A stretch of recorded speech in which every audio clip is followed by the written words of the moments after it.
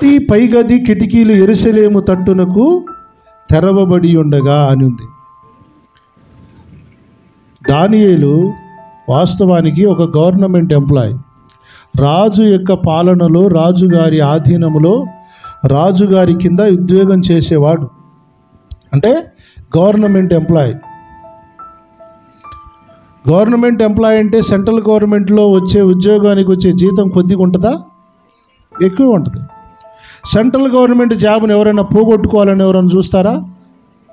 Central government job ఉంటే అన్ని సౌకర్యాలు ఉంటాయి. హాస్పిటల్లో బిల్లులు ఫ్రీ, పిల్లల చదువులకు స్టైపెండ్ ఇస్తారు. ఏ రకంగా చూసినా కూడా గవర్నమెంట్ జాబ్ అనేది, సెంట్రల్ గవర్నమెంట్ జాబ్ అనేది చాలా గొప్పది.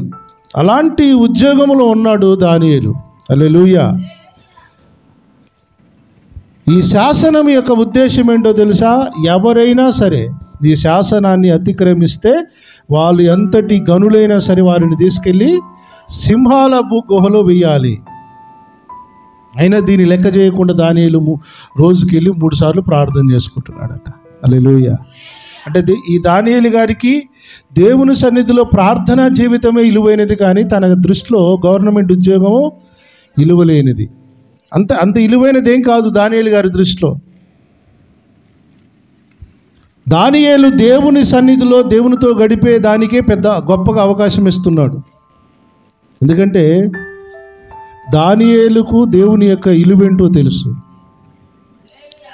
ప్రైజ్ ది లార్డ్ చెప్దామా? దానియేలుకు దేవుని ఇలువ తెలుసు. అందుకనే ప్రార్థనా జీవితాన్ని పడగొట్టుకోలేదు. ఈనాడు ముస్లిమ్స్ ఇప్పటికి కూడా 7 సార్లు ప్రార్థన చేసుకుంటారు. క్రైస్తవులమైన మనకే ఒక గురి గమ్యం దరి లేని దరిద్రాది దరిద్రులు మనమే. ప్రార్థనా జీవితాలు లేవు ఈరోజు. ఎక్కడ తయారయ్యారంటే స్తుతి లేదు, స్తుతించడం లేదు. ఆయన ప్రార్థన చేస్తున్నాడు, స్తుతించడం కూడా చేస్తున్నాడు. హల్లెలూయా.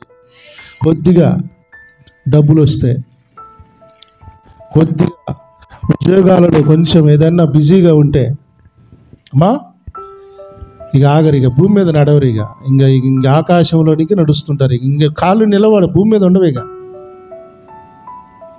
మోకాళ్ళు అంగవు అసలు. ప్రార్థన ఇంక దేవుడు కాక ఇక వీళ్ళకి ఉద్యోగం వచ్చో, డబ్బులు వచ్చో, కాస్త సకల సౌకర్యాలు వచ్చినాయి అనుకోండి, ఇక కాళ్ళు భూమి మీద ఉండవు. ఇక మోకాళ్ళు వంగుతాయి అసలు. అసలు మోకాలు కూడా వంగవు, ఇంకా దొరకరిల్లు. దానియేలు భక్తుడు చాలా, ఆయన గురించి నేను ధ్యానం చేస్తే దానియేలు ఒక రాజకుమారుడు. ఆయన ఎవరు? రాజభోగాలను అనుభవించిన వాడు ఆయన.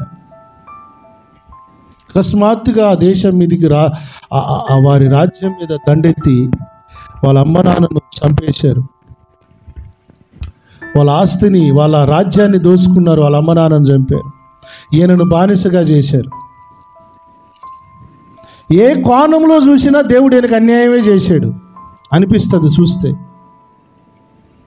కానీ దేవుడు నాకు అన్యాయం చేశాడని ఆయన ఏ రోజు అనుకోలేదు. స్తోత్రం చెప్పండి. ఏ రోజు కూడా అనుకోలేదు ఆయన. వాళ్ళ అమ్మ నాన్న ఏ భక్తి నేర్పారో తెలియదు, కానీ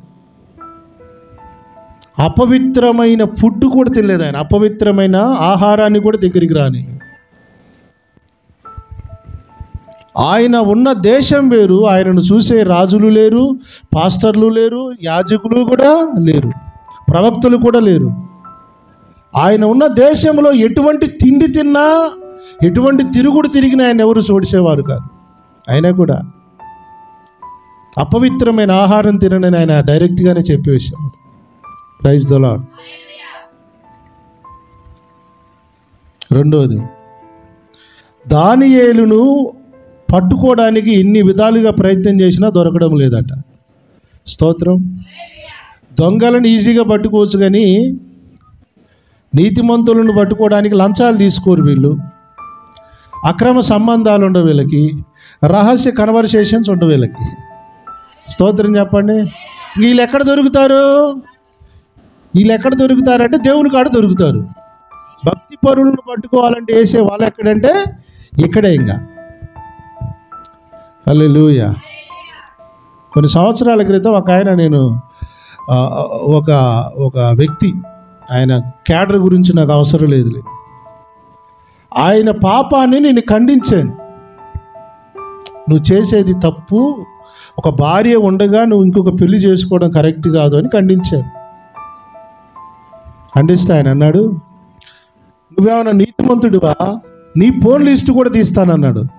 నిరభ్యంతరంగా తీసుకో అన్నా. స్తోత్రం చెప్పండి. నిరభ్యంతరంగా తీసుకో, నా ఫోన్ లిస్ట్ కాదు, నా ఫోనే ఇస్తా నీకు. హల్లెలూయా. నిజం, ఇట్స్ అ ఓపెన్ ఛాలెంజ్. నా ఫోనే ఇస్తా, నా ఫోన్లో కాంటాక్ట్లో ఉన్న వాళ్ళందరితో మాట్లాడు. సామేలయ్య గారికి మీకు ఏమైనా కనెక్షన్లు ఉన్నాయా? దేవునికి స్తోత్రం. దొరికిపోయాడు వాడు వల్ల కాలే. ఇక భక్తులను దొరికించుకోవాలంటే రెండో ఆప్షన్ ఏంటో తెలిసి ఇంక ఏడ దొరకరు వీళ్ళు. ఇక ప్రార్థనా జీవితం కాడ దొరుకుతారు వాళ్ళు. ఆ జీవో తీసుకొచ్చారేంటో తెలుసా, ఆ దేశంలో 30 రోజుల వరకు ఎవడు కూడా ప్రార్థన చేయొద్దు. ఏ మనిషికి చేయొద్దు, ఏ దేవుడికి ప్రార్థన చేయొద్దు. హల్లెలూయా. 30 రోజుల మనోళ్ళకి ఆరాధన ఎప్పుడు తప్పిద్దామని శనివారం నుంచే స్కెచ్ చేస్తుంటారు. నవ్వుకోవడానికి ఏం చెప్పట్లే. మనంత పరమ నీచాతి దరిద్రులు ఎక్కడ లేరని చెప్పడం నా ఉద్దేశం. తిండిపోతులు, తిరుగుబోతులు, భ్రష్టులు అంతా మన సమాజంలో ఉన్నారండి. 30 రోజుల వరకు ఈ శాసనం ఉందని తెలిసిన రోజు వెళ్ళి ప్రార్థన చేసుకునేవాడు, దేవుని స్తుతించేవాడట. 30 రోజులు నేనేం ఆగే ప్రసక్తి లేదు, నా దేవునితో నేను మాట్లాడాలి అంతే. నా దేవుని నేను స్తుతించాలి. ఏది ఆపినా, నా ఊపిరైనా ఆపుతా కానీ నేను స్తుతించడం ఆపను, ప్రార్థన ఆపను. అది ఆయన కమిట్మెంట్.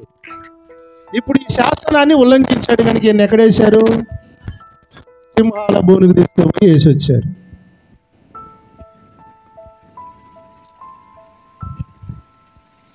సింహాల బోన్లో రహస్య సంబంధాలు పెట్టుకొని ఉంటే కొరికి చంపేసాయి.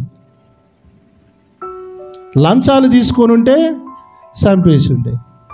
ప్రార్థన జీవితాన్ని ఆపుంటే కొరికేసాయి.